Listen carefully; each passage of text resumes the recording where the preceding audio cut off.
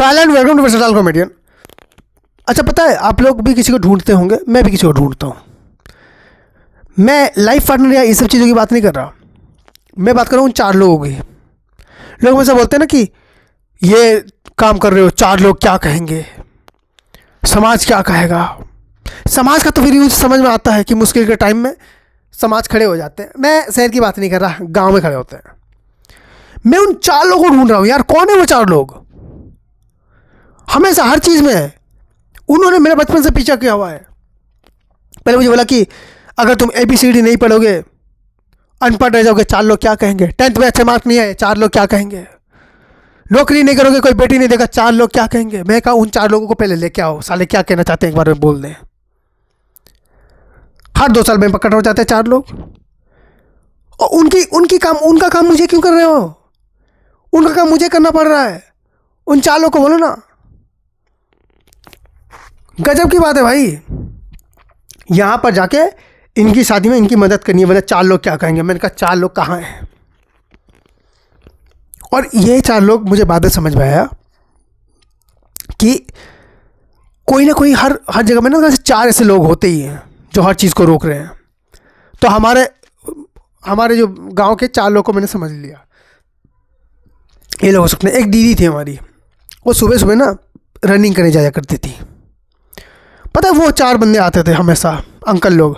उनकी मम्मी को बोलते थे, अरे लड़की को रनिंग करवा रहे हो, ओलंपिक में जाएगी क्या। अरे इसको कुछ और कराओ यार।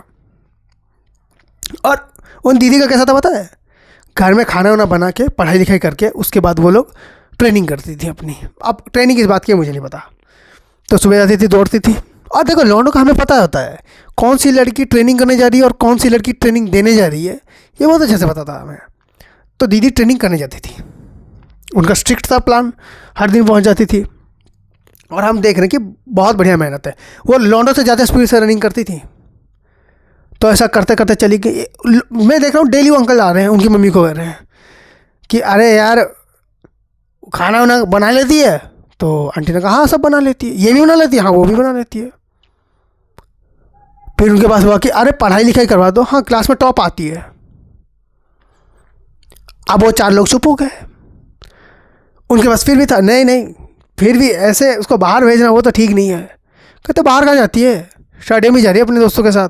और उन दीदी के साथ और 4-5 उनकी दोस्त लोग थे जो उन लोग एक साथ दौड़ते थे। वो अंकल नहीं फिर भी ठीक नहीं है। और वो दीदी सुन रही थी। पता है मुझे उन दीदी से पता चला रिप्लाई कैसे देते हैं। तो कुछ टाइम गया, कुछ टाइम के बाद क्या हुआ, दीदी आई और मैं उनको पुलिस के ड्रेस में देख रहा हूँ। मुझे पता चल गया था कि उनको मतलब वो ऑफिसर बन चुकी थी, पुलिस ऑफिसर।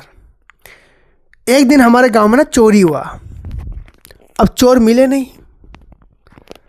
दीदी को केस किसी ना किसी पे तो डालना ही था। उन चार लोगों पे डाल दिया। अब चार लोग कुछ नहीं कहते, अब चार लोग सिर्फ बेल मांगते हैं। वैसे देखो कहने में कोई बुराई नहीं है, लेकिन किसी का मोरल डाउन नहीं करना चाहिए। पता है मेरे घर में मेहमान आते हैं, वो आते कम में साले जाते क्यों नहीं मुझे ये समझ में नहीं आता। मोरल डाउन करने आते हैं। पता है मेरे ऐसा हुआ कि मैंने +2 ख़त्म किया, जस्ट डिग्री अपनी ली। डिग्री लेने के बाद ना मेरे लाइफ में प्लान आया कि भाई मैं ये करूँगा और इसके बाद मैं अपनी लाइफ में यहाँ करूँगा। मेरे एक रिश्तेदार आ गए, वो कहते हैं कि अच्छा +3 क्या हुआ है जी, आगे क्या प्लान है। अब मैं अपने प्लान तुम्हें क्यों बताऊँ भाई। कोई भी आता है तुम्हारे आगे क्या प्लान क्या, क्यों भाई मैं तुम्हें आपको क्यों बताऊँ। मैं जबरदस्ती पूछे जा रहे हैं यार मेरे को मेरे प्लान्स। मैंने पूछा आपको आपकी बेटी पार्क में उस लौंडे के साथ क्या करती है।